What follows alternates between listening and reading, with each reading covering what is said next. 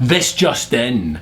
John McCain has announced his vice presidential running mate, and it's Alaskan Governor Sarah Palin. And get this, she's not just a MILF, she's a V.P.I.L.F. That's a V to the P to the I to the L to the F. At the very least, she's a candidate for V.P.I.L.F.iniciousness.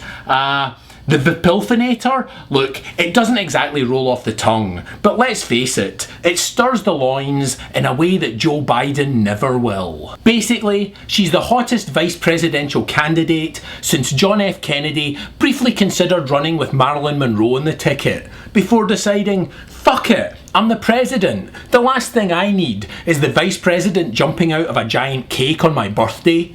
A thought that's probably also occurred to George Bush. So what do we know about Sarah Palin?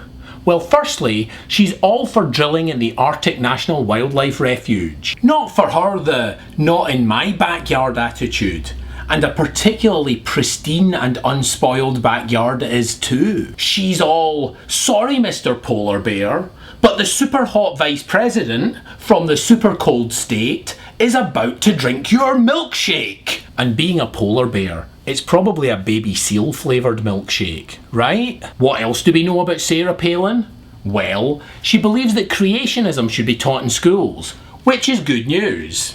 Good news, that is, if you're any other superpower and you're just sitting back, watching and waiting as America drowns in a pool of its own ignorance, probably by driving into it in a late model SUV. But if you do believe in oil, but you don't believe in science, why are we using modern engineering to get this oil anyway?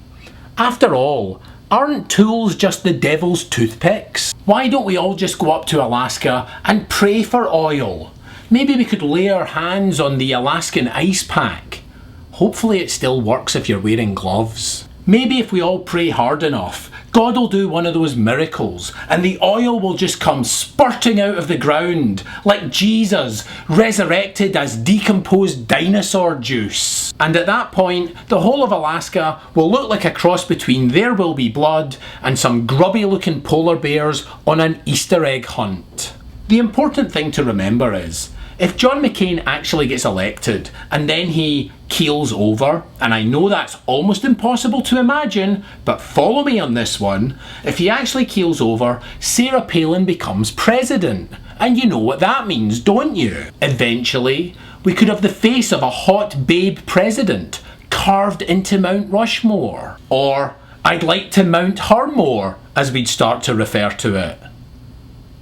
That was pretty bad, wasn't it?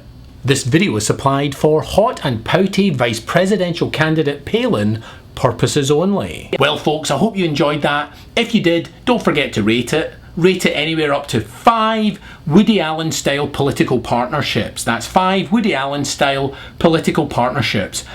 And or come up with your own rating system and leave it in the comments. Don't just do one or the other, do both. See you next time. Cheers.